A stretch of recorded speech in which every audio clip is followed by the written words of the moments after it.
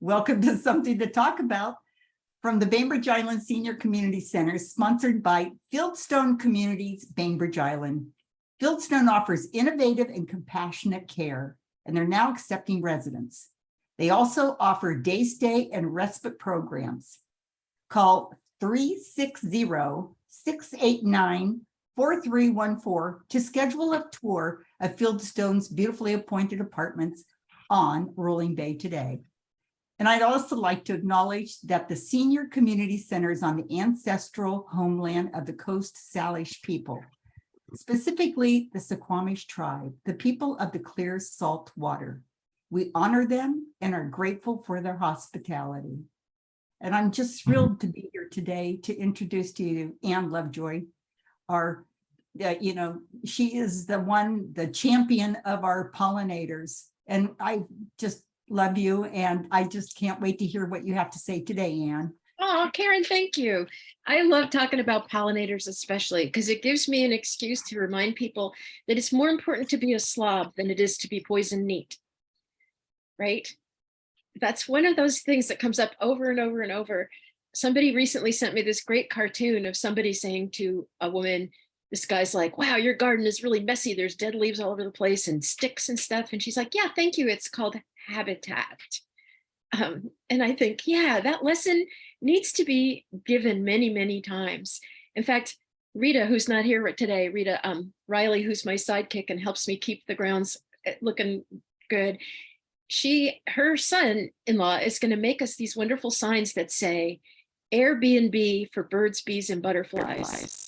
Don't you think that's great?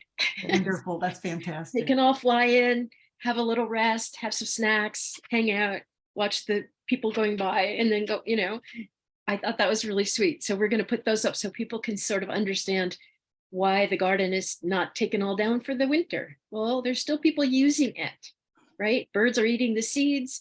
There's still little critters are laying eggs and, finding nests for themselves.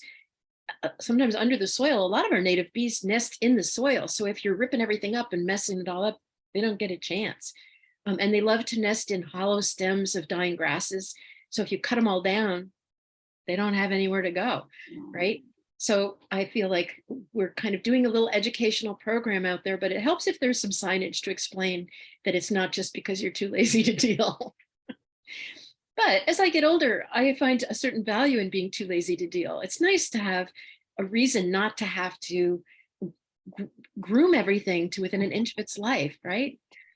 And an inch of its life is a good phrase because it's actually true that grooming in human terms is a kind of a killer for a lot of natural creatures. So I like to kind of make that metaphor a few hundred times in each talk so people... So, you can learn to say those things back when people give you flack too. I had a great question this week from someone who's not here yet, but about how to convert your lawn to something the deer could actually enjoy. Now, I don't think in all these years anyone has ever asked me that before. Usually it's like, how can I keep the deer out of my garden?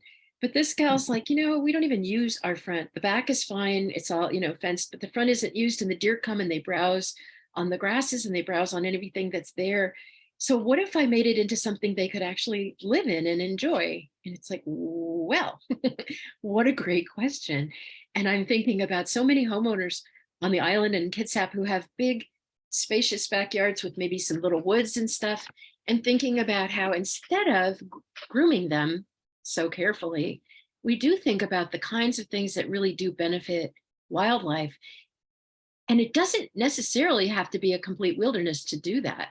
I think that's worth a point because some people, it's not, all or nothing. It's like we can bring in things that we find attractive too and know that there's going to be creatures who will really benefit from that, like huckleberries, for instance. That's a popular one. All the wild roses have these beautiful hips that birds will eat and mice will eat, and even, other small mammals. I've seen squirrels collect rose hips too. Or the native hazelnuts. I was in rehearsal yesterday and looking out the window, and this branch was just going blum, blum, blum, blum, and we realized in this big hazelnut bush, these little tiny native red squirrels were just going way out, and they're so little, they can get way out on the limb and it kind of bobs, but they don't fall off, and they gather the nuts and stick them in their mouth, run home and forget where they put them. But that's okay. It's always there for somebody, right? I love that. So the idea of maybe picking a part of the property and making it over, kind of deeding it in trust for smaller critters or other creatures, non-humans, right? And I have several people who told me that they have native bees nesting in their big window boxes, which I thought was awesome. So it's like, it's not even, it's hard to find a habitat too small to be useful. And if you feel like you don't have enough to be helpful, consider that you probably do. But think about ways you can live with it, right? Like making it hospitable for all kinds of creatures, but also not unsightly if you are a tidy-minded person. Does that make sense? Mhm. Yeah, I wonder about brush piles and compost, sort of wild compost, if you will, not the kind that is in those nice containers. Yeah. And, brush piles really are hugely important for habitat for all kinds of creatures, from salamanders and lizards, and of course, snakes. And all the snakes in the Northwest, in this part of the Northwest, are none of them are toxic. None of them will bite you. They're not poisonous, but they do eat slugs. So Yay! I know. And they're also dormant right now, but it's worth it if you make a brush heap and there's going to be birds in there. There may well be bees in there. I one time had a big old brush heap in the back of the property, and it was built on a kind of a place where people had been throwing stuff for a long time. And there was a teapot in it. And I later realized there was a kind of a little nest of native bees in the teapot, and they were coming out the spout. I thought that was so cute. They'll use anything, right? But yeah, the brush piles, you want to make sure they're not right up against your house. Mhm. You want to make sure they're not right where you park your car. I had an interesting experience some years ago where I was parking, the lights on my car weren't working, and I took it down to the garage, and they said somebody's chewed through these, and they opened the little hatch, and then they started yelling, and they went and got a broom and started hitting. And I was like, is this an exorcism, you guys? What are you doing? And they're like, rats. And I had parked it between the brush pile and the compost, and rats were wintering over. They like warm places like that. And they thought the car was an even cooler place to winter over. So they told me to get some of those horrible laundry smelly things that you put with your laundry, if some people do anyway, right? And put them in the engine block and other places. And then they told me to go drive around in really bumpy places and go over every pothole I could find, and then park somewhere like in a park where they would flee the car and not be in somebody else's driveway. So I did all that. And a few months later, it was cold, and I turned the heater on, and it's reeked of this laundry stuff that I turned out to be allergic to. So I sneezed the whole winter long, but it did get rid of the rats. But yeah, one reason that you don't want to have that big compost heap too close to your home or your car is also because a lot of times you can put vegetable scraps and things like that in there. That's not going to be as attractive as, say, meat scraps or protein scraps. But even so, there are going to be some creatures like raccoons who will come and raid and eat the end of your carrots, or some piece of celery or something like that. And you really don't want to get them trained to think that there's a food source near your home, right? But if you have enough property, you can do, like Reed says, wild composting. We would call that passive composting, which would be just layering. You can start with sticks, blow down branches in the winter. There's usually plenty of those. Make big heaps of those, and then put on leaves and put on grass and put on all the garden bits and pieces that you find. And in those, you can put things like corn cobs and that sort of stuff. And then on top of that, you just keep adding seasonally grass clippings, more, whatever you have. And over time, and usually in a couple of years, it will all sort of sift down. And then when it takes years to actually totally go away, but in a couple of years, it will sort of sift down, and you can then remove the framework of it, which is the bigger branches and stuff, move that to the next place. And what's left is going to be open, friable soil. Because while you were waiting, all the worms were doing the mixing for you. Lots of creatures are, going in and out of there, and the soil becomes open and workable. So that's where I plant my pumpkins. Yeah. Yeah, that's where you can plant your pumpkins. If it's a sunny spot, they do need pretty much sun. Now, we don't have a lot of calcium in our native soils. So when you plant things like pumpkins and winter squash, where you want a good hard rind on it, you want to add some calcium to the soil. And one way that the settlers used to do that was by putting a saucer of milk under, the stem will go out to each gourd or squash, right? And you can make a tiny slit in the stem that goes directly to that, and then put a saucer of milk in it and put a stone on top of the slit so that it's submerged in the saucer of milk. And it will literally take up the milk, and it was very absorbent calcium, right? Now, I did that a few times and it really worked. But the funniest part for me was that slugs would kind of get around the edge and drink the milk. And it was kind of cute, kind of. Kinda. Yeah, and I wonder about those friends from the compost pile that were wintering over in your car. They probably liked the milk too. Oh yeah, I'm sure they did. But here's this little line of slugs and they're like with their little antenna going, oh, cool, milk. Like we don't usually get this, right? But in a way, it's good to just serve everybody, right? Yeah. Francis, you got a question? Yes, I just read an article about peeling vegetables. And it said that it was not good to put vegetable peelings in compost. Really? And that they created, what's the word I want? The gas, and the kind of gas you don't want in the atmosphere. And I had never heard of that before. Methane? Yeah. And no, I don't think that's They were very just saying accurate. it was bad for the climate. But also, of course, the focus of the article was about how many nutrients are in the peeling, and that you shouldn't peel vegetables unless you have some health reason for doing so, and not just for aesthetics or because you don't like them. But then, went into this about not putting them in the compost or the garbage. And have you ever heard of that? I'd never heard of it. Well, let me just say that as a much published author, I want you to know that you can't believe everything you read. The thing is, there are lots of, what can I say? There's lots of trends and kind of popular theories that come and go, but sort of science evidenced material is a little harder to come by when you get into compost, because it's not usually a big commercial enterprise. So there isn't a lot of money for that kind of research. But I will say that if you read stuff like the early Rodale books that were all about composting, and those guys had been working at, there's like over a century of relatively scientific findings, that they would say that well-mixed compost that contains any kind of vegetable matter is going to be beneficial.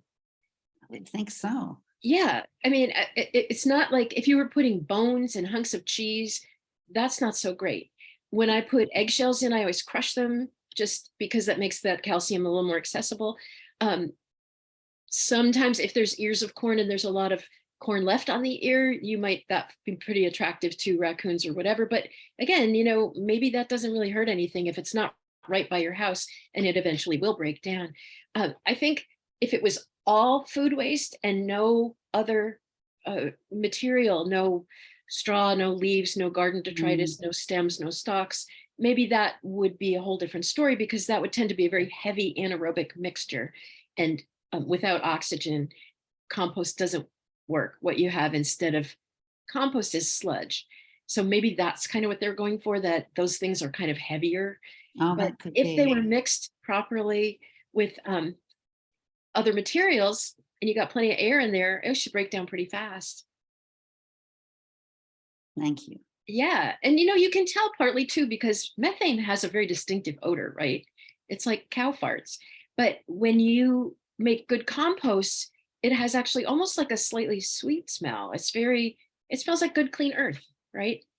And so I think if we're making compost and finding that we're not getting a good, healthy soil-like result, and it's heavy and sodden and doesn't smell good, it sounds like it needs more air. It needs to get mixed, and also probably needs maybe some flaked straw, some dried leaves, some more twiggy stuff mixed into it to get air pockets so that everything can break down properly and not just rot, right? Yeah, you think that methane would kill the worms.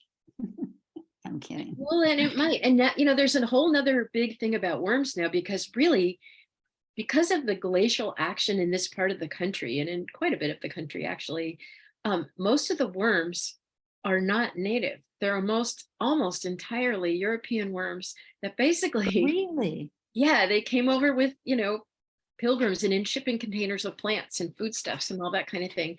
And, worms lay eggs, right? So the worm eggs are in all kinds of stuff, and they have traveled with people. So they're all over the place. But in the Pacific Northwest, we only have a very few native worms. And one of them is the giant prairie worm, kind of gross, like 9 inches long, and only lives in, Eastern Washington.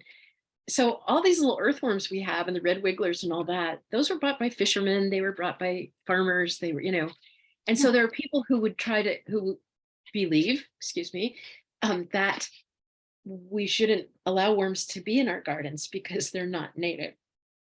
Really? Oh, Personally, I'm not into going out and trying to get rid of every worm with tweezers, and I think of them as great soil builders and the little shovels that do a lot of the digging work for us. Mhm. But I just think it's so fascinating that you can find articles that will say that worms are actually harmful, dangerous, invasives. Honey, get a life. Worry about something else. well, I know, I can remember years ago when I was a child, the big thing was to find worms so we could go fishing, Yeah. Mhm. but that was in the South. But, it was sort of like, worms were a prize. We cherished them when we found them. And of course, waited until after it rained, which it didn't do as often as it does here. And then the worms would come out. And Mm. so we would be out in the rain to find the worms. Yeah, because as the soil fills up with water, they need air. So they come up to breathe, actually, when the soil is so heavy and gets full of water. When one of my first Mhm. compost heaps, I got a huge pile of manure delivered so that I could mix it into the compost heap. And it took a little while. My kids were little. I didn't have that much time. And I realized that, and the kids were saying, look, Mom, the worms are coming. And I looked at it, and the worms literally were making their way to this pile of manure. And I thought, Wow. whoa, that is really interesting. Like, I don't know what worm senses actually involved, but they were definitely making beelines for this big pile of manure. And they helped, break down the compost, which I thought Yeah. was great, right? But yeah, there's a lot of theories out there that are out there. Let's just leave it at that. We had what they called night crawlers in Ohio. Mhm. And people would always come to our door going, oh, can Mhm. I go in your backyard and dig for night crawlers? And my parents always said, yes. They would always say, sure, go ahead. Yeah. And, yeah. Because they Fishermen were always not want tidy those. gardeners. Oh, So yeah. anyhow, yeah. There's that whole thing of tidiness, the hand of man being more important than the natural world.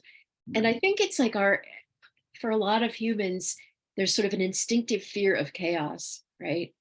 And we are really nervous about the idea that nature's a lot bigger and stronger than we are. Mhm. I think in the last few years, we've had some big lessons around that. And, Yes. it might be time to turn things around and say, gosh, I wonder if nature has some things to teach us instead of simply being something to manipulate, right? Years ago, I was amazed when I used to go to all these conferences about compost and soil building and stuff like that.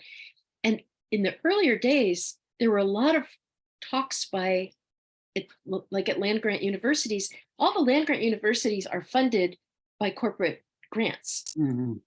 And so most of the departments would be basically chemical-based agriculture, right? And they would talk that soil is basically a medium to hold a plant upright. And then all the nutrients they need should come from, the commercial fertilizer and the balance of fertilizers and pesticides that you needed to use to make a good, healthy plant. And even then, I mean, well, especially then, because I was a red hot radical. Can you believe that? And No, I can believe that. but we were all trying to talk about natural care and organic growing and getting sneered at. But and a lot of those land grant universities now, there are organic turf departments and organic vegetable growing departments, and people learning to do different kinds of breeding again that is not genetic manipulation. Well, I guess all breeding is back to Gregor Mendel and his pea pods, that was genetic manipulation too, but it involved a paintbrush and not gene splicing, right? You're going wonky on us, Anne. I know, right? Yeah, but that's so true. It's like, wow, how did plants grow before chemical fertilizers? It's like, come on. Well, it's been up, and for me, because several people lately have asked me how much fertilizer to use on their plants as they plant them now. And I'm saying, well, none. This is not the time to use fertilizers, because what you want plants to do at this season is put out roots. And a lot of fertilizers, in fact, the bulk of them encourage things like shoots instead, or buds and flowers. And that's not the right season. At this point, we want our plants to focus on strong root structures. One reason that's going to be hard for them is that it's so dang dry. I don't know if any of you have been digging and trying to plant or putting bulbs out, but we did have some rain, but we had been in a state of extreme drought, and now we're just in a state of drought. But our soils are still dry. And when you dig down even a few inches, you'll find that it really is, the rains have not penetrated very far yet. So when you're planting bulbs, you don't need to add water, because they'll take it out of the air and they'll grow and they'll put their roots out. And over the winter, as the soils do get wetter, they have great natural ways to tap into water wherever they can find it. But if you're planting and transplanting perennials or trees or herbs or things like that, you definitely be wanting to water. And it's not enough to just water the hole you put them in, because all that dry soil around is just going to suck that water out. So you have to make sure that you actually wet down a significant area. Now, last time we were talking here, I was telling you all to put your hoses away and put those frost caps on. Well, I'm not saying that's wrong, because we are supposed to get some below freezing temperatures in this next week or two. But I will say, I took my hose back out and I just use it and then drain it and put the frost cap back on the hose bib. But I'm not ready to put it away entirely, because I'm still planting stuff. And we still need that water on our plants. Yeah, actually, hi, Anne. I've got a couple of questions. I always come thinking, oh, I gotta ask Anne this. So I've got a whole list. But somebody gave us a beautiful rose. I think it was last month when it was so dry. And I didn't get it in the ground. And it's in a fairly large, container, but I want to make sure it just seems like it's too late to get it to plant a rose now. No. Can I actually plant it? Oh yeah. I didn't want to harm it. I thought I'd have to overwinter it somewhere or something, but best place to overwinter plants is in the ground, really. okay. Junko used to say the window of no planting is somewhere between, around the solstice. So sort of late December into late January, early February. And that is when usually that's not the optimal time to move plants to disturb them. And that's when we tend to get the freezes. If you think back to January of this year and the sleet and snow, that's not planting time. But as long as we're getting some water and it's not hard frozen and you don't have 3 feet of snow, you can plant well into December and then wait a while. And then if you didn't plant it, I would put those plants maybe in a garage or a shed. Make sure they're watered enough to get through, not soaking, but that they stay moist, because dry freezing is really hard on plants. There's enough water in the soil to protect their roots. They can go through freezes. Many things will go through freezes. The dahlias at the senior center came through those freezes. It was 17 degrees and they were fine. But a plant that's dry and dry soil can be much more damaged by frost and deep freezes. So if you have some things in pots, make sure they're watered, put them under shelter, and then don't bring them out until you get an open spell. But if I've got, we've got time, I'll get out there now and start, digging away. I just didn't want to compromise it. The other thing is somebody gave me, and it's in a pot, a beautiful red Japanese lantern. plant bush, it's not that big. Does that come inside? Or is that something that can go in the ground? I looked it up, but it was somewhere else in the country and they said that it wouldn't tolerate frost. So I'm not sure what, I'm looking it up to see what that is in real life. Is that the one that has those like pods on them? They mhm. like, yeah, Oh, And those are I've hardy already as can seen be. them orange, but this one is red and Yeah. it's a really cool looking plant. Okay, So because there's a number of things that are called that.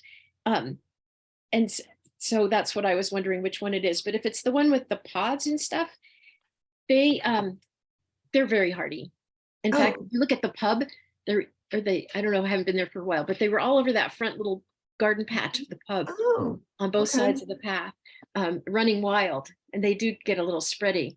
If it's the kind that are called Chinese or Japanese lanterns that are kind of folded buds and then they open into soft flowers, Yeah, like I little could lanterns. almost go get it and show it to you. Well, because those are a little tender. Yeah. And they will come through pretty well if they're, what they don't like is when they get east light when they're frozen. That's really damaging for a lot of half hardy plants. So if you plant them where they don't get full sunlight until afternoon, Okay, they have a chance to thaw out a little bit and they don't tend to blow up. so they want afternoon sun. Yeah. Well, Okay. depending on what they are. I mean, but Right. Yeah. right.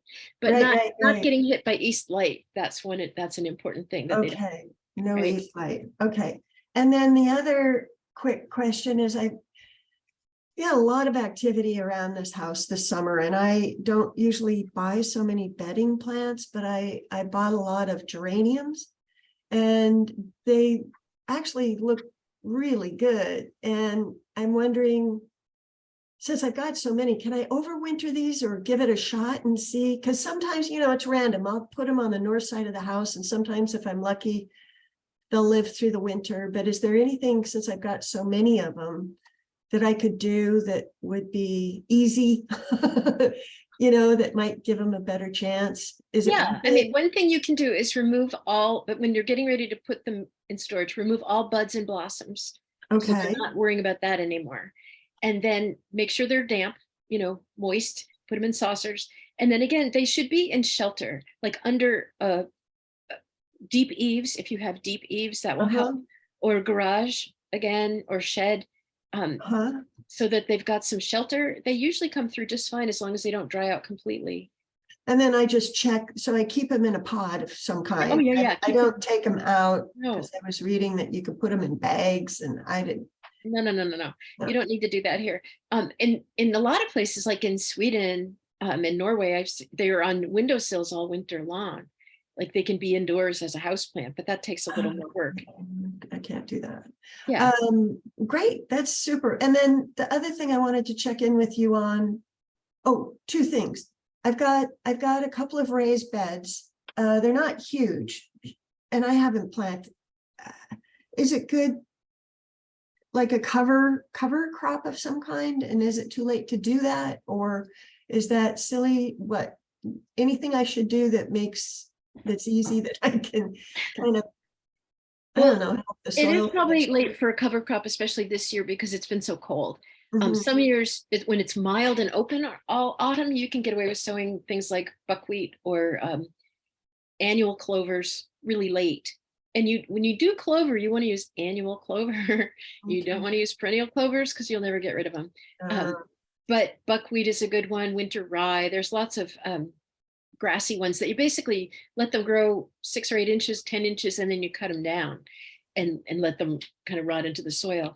But if you don't have that option, and you really don't at this point, then you can do a couple things. One is I like to use dried pelletized humic acid as a soil conditioner, scatter that down, and then put a layer of compost over it. And I mean 2, 3, 4 inches, depending on what it is, because that will heal the soil better than anything else. And one thing I've been doing a lot in recent years when we've had these really hot, dry summers, is adding a layer of medium shredded wood chips, not bark, which is totally not what we want in our gardens, but wood chips as a top dressing that will help reduce evaporation to wind and heat. And it actually helps in the winter too, when you get those ferocious winds. That's just like a death blow to soil. So giving the soil a little blanket and then giving it a puff on top, that will help it come through. And Okay. one thing you can do too with some of those blowdown branches that a lot of us end up with is if you do have tender plants like that lantern plant, you can put it, just crisscross a couple of big boughs over it loosely. And that provides several degrees of frost protection, and often is enough and there's enough air circulation still there that you're not inviting mold and mildew. Right, that's great. And one other quick question. I've got a great bird feeder now. Very busy, but I'm not, help me with the bird flu stuff. I mean, what are good practices for cleaning out around that? I don't know what to do with all of those little leftovers. Do I just put them in the garbage?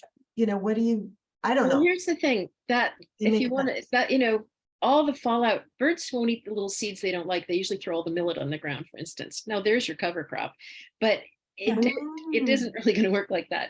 And what happens is then you get mice, rats, raccoons, birds, other kinds of birds that will come in. And that's when you get a congregation site like that, that's where you start to pass diseases around pretty freely. So there's no easy way out of that except to have one of those humongous big under saucers that catches most of the drift. Gotcha. And then you clean that out every couple days or every day, depending on your energy level. And, you have to be pretty scrupulous or you're just setting yourself up. Okay. Yeah, just good to know. Yeah, no easy answer there. Do you know what I mean? The under saucers are almost like an inverted umbrella that catches, it's a big thing that hangs off the bottom. I think I've seen that. Yeah. Okay, good. I'm good. Thank you. You're welcome. Francis, did you have more questions? No. Anybody else?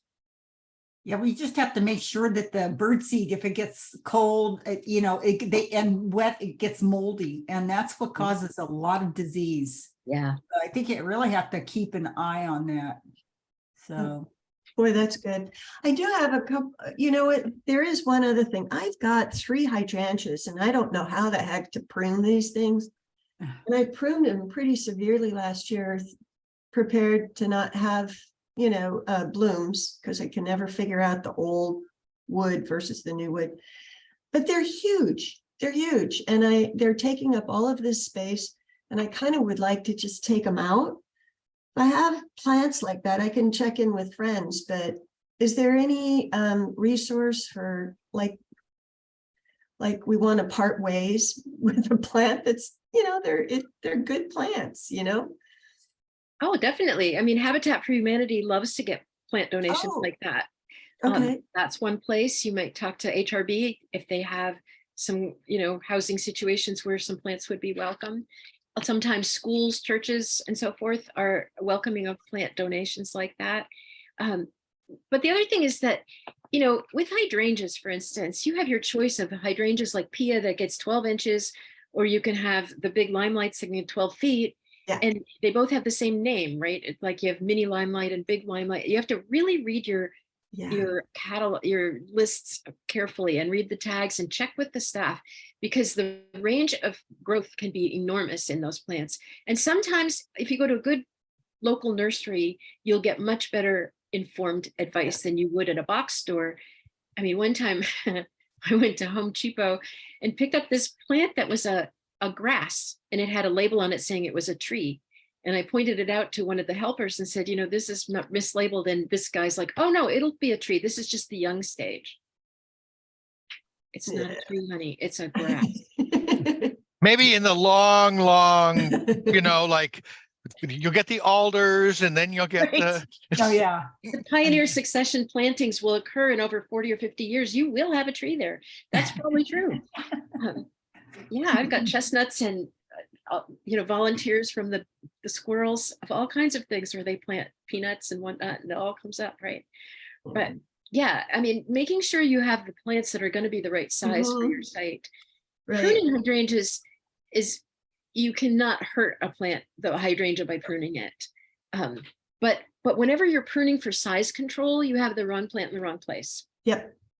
Yeah, Because pruning should not be for size control. It's for Yeah. health and, the well-being and good looks of the plant. right. And I think I've got them in and I've had these for years, but they're just in the wrong place. Yeah, they're too big. They're just way too big. So if anybody wants a beautiful couple of hydrangeas, let me know. Francis, do you want some hydrangeas? No, I was gonna ask a question Sure. about hydrangeas. I have one that's outgrowing. It's in a big pot. It actually started as a Mother's Day gift and a little, like one of, I thought it was an indoor plant, but it kept growing, so I put it outside. It's huge. It's beautiful. It's a white hydrangea. And everybody that sees it says, where did you get that? I've never seen one like that. And now, it changes color. Mhm. And it goes from white to like a pink and then a little green. And now most of them are green, except one blossom. And it remains pure white.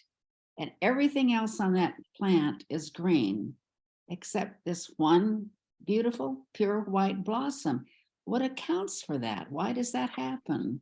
Yeah, I have a blue hydrangea out in the front of my house too, and most of them are all faded to these wonderful purple mauve, and then we have a few bright blues. And what that is a late developing bud. So it's still going through all its changes, but it might not get to the bronzy green stage until like February, right? It's a little delayed. I guess. So I should not cut it back. I mean, I thought for sure I had ruined it. I cut it back so extremely last year because it was, I was running into it with my car. I mean, the side of my car. Oh.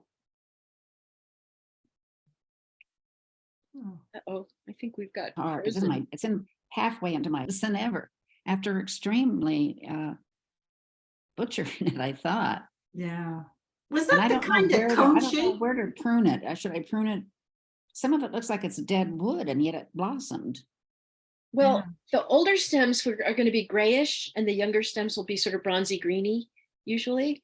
And one of the things about hydrangeas is if they get overcrowded, the blooms start to get smaller and smaller. So when you do those big, strong cutting back, the olden days, there were several kinds of hydrangeas and some only bloomed on old wood. And if you cut them hard back like that, they wouldn't bloom. But very few of those are still on the market. And so you mostly find those in old houses where they're in old gardens and they've been there a long time. So anything that's been bought, especially through a grocery store, those are not going to be like that. And you can cut them however you want. I like to thin them so that all the stems at the base are about a fist width apart, so that you don't have a whole cluster of winky stems too close together and you get all this reedy little growth. Clean out and take away everything that leave the strongest, cleanest, healthiest looking. And when you cut, look for the buds that are already there. Under it, the new growth, you'll see buds forming under the leaves and they start to push the old leaves off, right? And if you cut above them at an angle, not flat like this, but at an angle, it helps the rain roll off and not make little pockets of rot above that bud. So I cut about an inch above the bud at a slant. Same for roses or anything like that. But don't do the roses now. Wait till about middle of February because they really can take a lot of damage from deep, deep frost. Hydrangeas, pretty rock steady. Yeah, I heard that the hydrangeas should be pruned back late winter. Is that Yeah. okay? I mean, I don't prune them back for a long time because I think they're still beautiful. I Mhm. love those faded colors. I was thinking I need them to knit a sweater in those colors. They're like I know, this it's purpley gorgeous. mauve, smoky. They're just gorgeous. Why would you cut that back? Mhm. My neighbor who's Russian cuts hers back and then she takes all the blossoms and puts them around all the trees and shrubs she has in her garden. It's actually adorable. Beautiful. I know, it's really cute. I just leave everything in place because who knows who's got their nest in there or might have eggs on ones, and if you look, you'll sometimes see egg clusters on the backs of the leaves. And those are usually butterflies. They're not usually terrible things, right? If you don't have holes in all the leaves, nobody's eating them, but Don't they're right. They're, I'm sorry. go ahead. I was saying, don't people make dried hydrangea arrangements? Don't Yeah. do they And work? it does work at the right time. It's when the flowers feel a little bit papery and they no longer feel so fresh. then they're at the point at which they will dry properly. If you cut them too soon, when they're still very fresh looking, like for instance, if you cut that white one, it would probably last a few days and then it was to get limp. But when they get dry, you can cut them and sort of hang them upside down in bunches with a lot of air, take some of those leaves off, and then they'll dry beautifully and last for a long time, and they'll hold their color quite well. Yeah. But if you cut them too soon, you can't do it. Right. Yeah, that's one I've seen a lot lately. It's kind of like a white hydrangea. It's like a cone shape that has kind of a pinkish hue to it also. Yeah, there's a bunch of those, and there's Limelight was the first really super popular one, and there's like 5 variations of Limelight now, but it's the cone shaped and very and some of them are enormous and some of them are really small. So again, you want to be really careful what you choose to bring home to make sure you got space for it. But yeah, those are beautiful and they do dry pretty well. Frances. Oh, just a reminder, and I'm sure all of you know this and have been there, but Heronswood has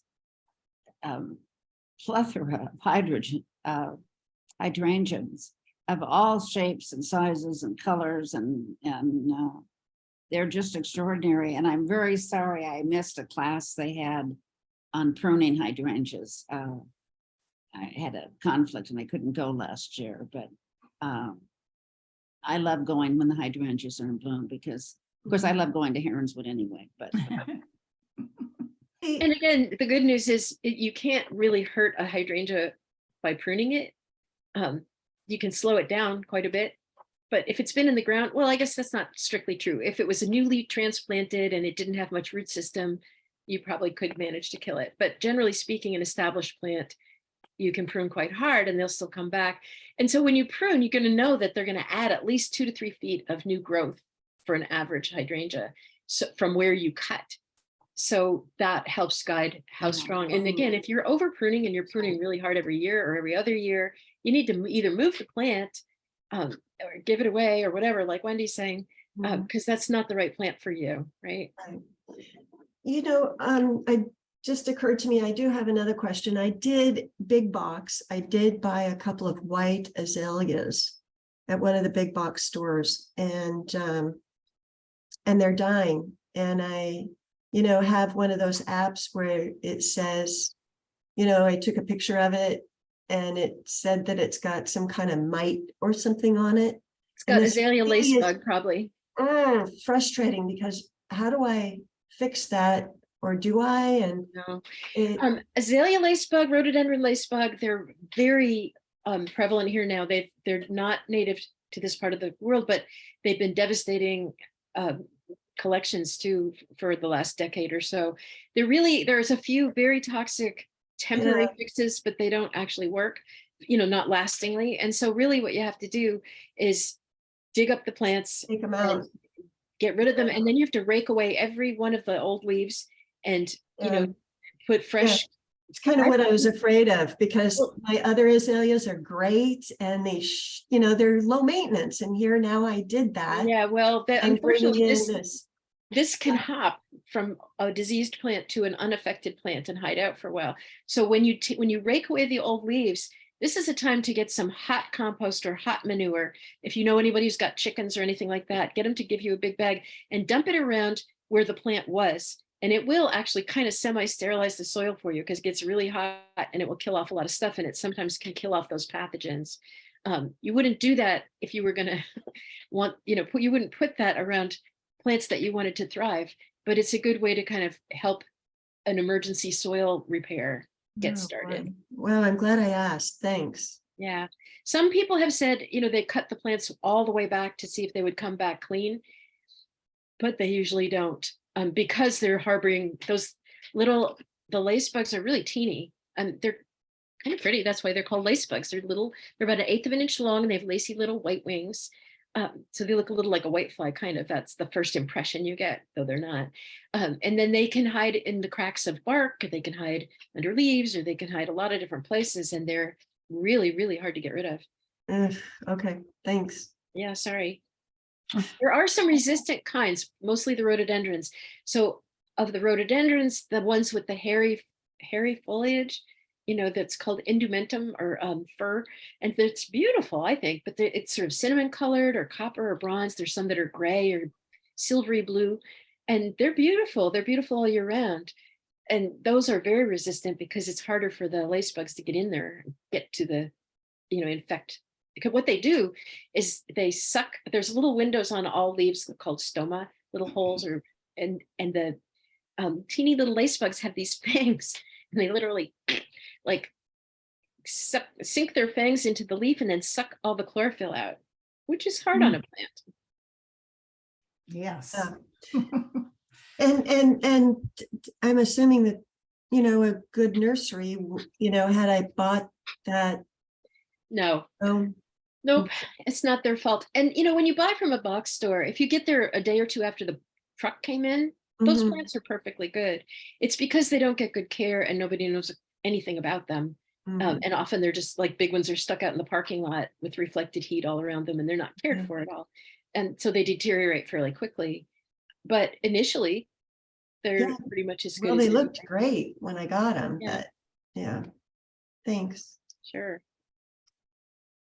So Thanksgiving's coming up. What's the best pumpkin for pumpkin pie? Oh, I like those little, I think what are they called? Those little sweet somethings. They have them at TNC right now for like 98 cents a pound. Ooh. Those are good. And when you do pumpkin pie, what you basically want to, it's like doing a kabocha squash or something like that. You can cut the thing in half, scoop out the seeds and put it cut side down on a rimmed baking sheet with a little water and then cook those till they're tender. And then you can scoop out that stuff. They can be pretty stringy. So you might want to put them through a ricer or something like that. Mhm. But those aren't as stringy as the big ones at all. Those little sweet something or others. Mm. Yeah.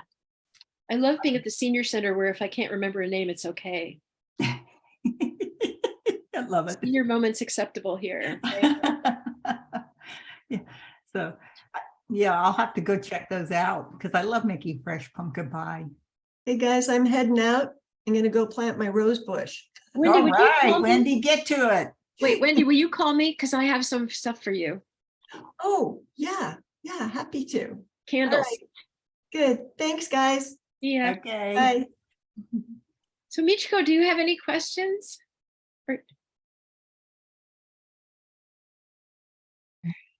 Well, I still have to pull out my tomato plants.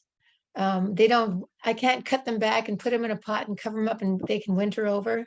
Well, usually they have such a big root system that they wouldn't really do that.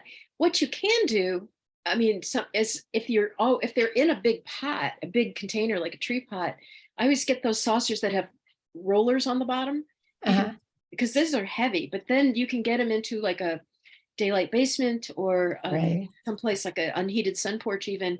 And I've had them produce like well through the winter because, they're tropical plants and they are perennial. They only die here because it gets too cold. Right. Or they get light or something like that. But no, it's hard. What you can do though, of course, is harvest as much of them as you can and then have, like Sheila likes this, roasted green tomatoes. Right.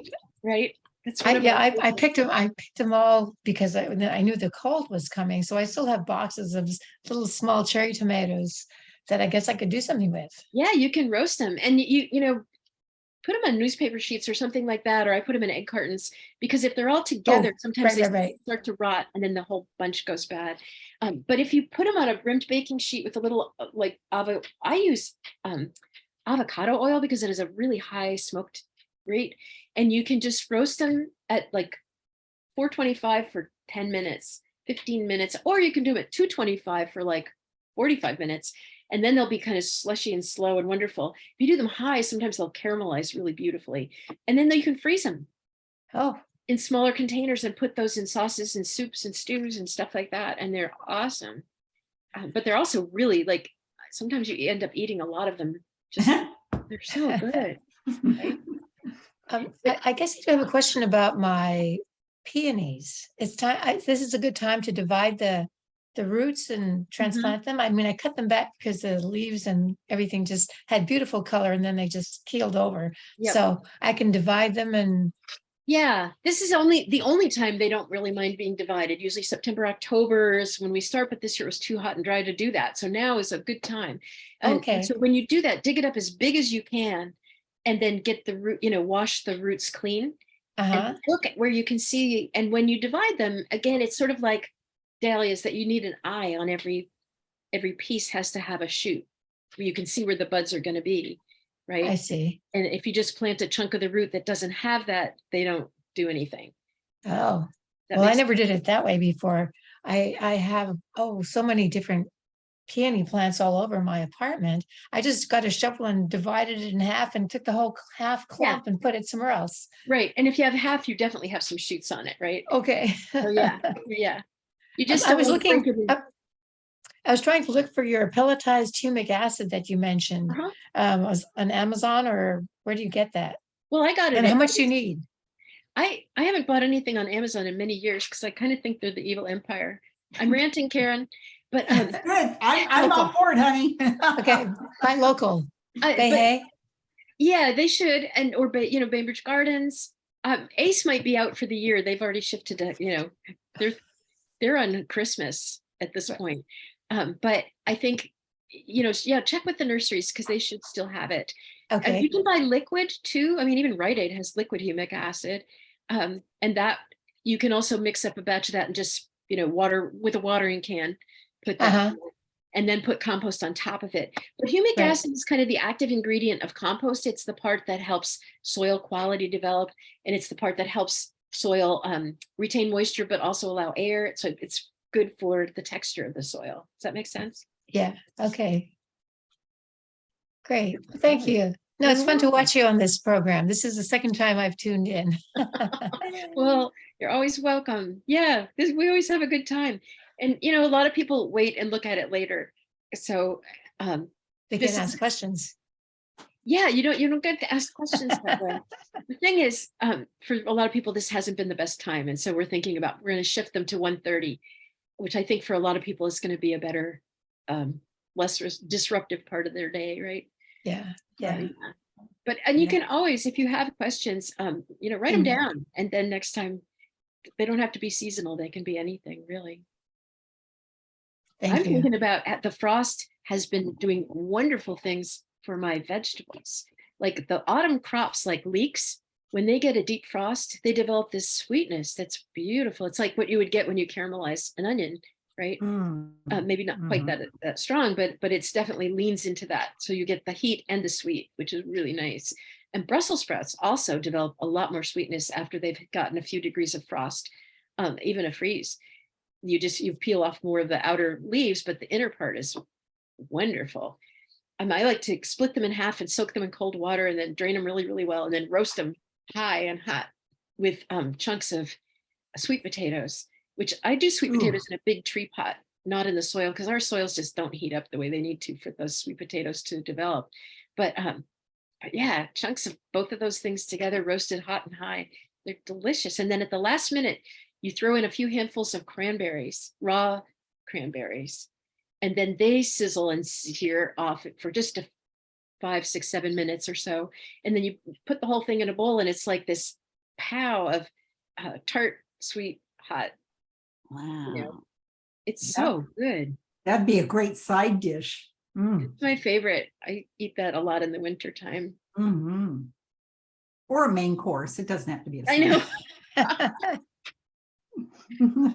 I have been known to eat, make a meal out of squash and spinach, basically, like cooked together. I just love them. Yeah, beautiful flavors together. Yeah.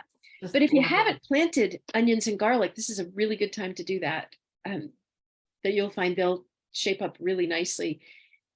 Organic garlic always has bigger, it seems to me it has the bigger cloves anyway. And you always want to plant the biggest ones, not the little bitty ones. I put those in broth and things like that. But the big ones you plant and you'll get the nice big heads with big cloves and gather them as about like June, July. That's when you start harvesting them and they'll be perfect. So where do you buy your garlic for planting? Well, And what a lot of kinds do you nurseries- recommend?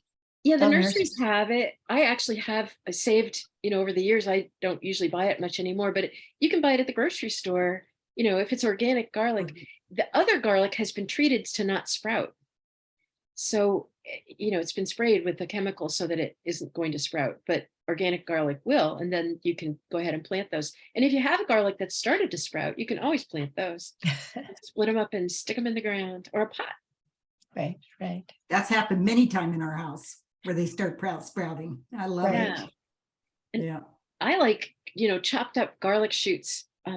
It's like chives, but a little spicier, right? Mm. So if you cut the stems, they'll shoot up with more, lots more greens, which is part of what I really like about them, right? Wow. Now I'm hungry. Yeah, I'm hungry too. Yeah, right. Oh my gosh. Is there any more questions today? I think Ann, you covered everything. So for our fall gardens and when to cut things back and what to plant. And so I think you covered it very well. Well, we hope to see you in December. Yep, we'll be back. The one thing I do want people to remember is watering, though, because Oh. that's the thing. It's really dry. And if Oh. anything was fairly new, like planted in the spring, you really want to make sure it goes into the winter well watered.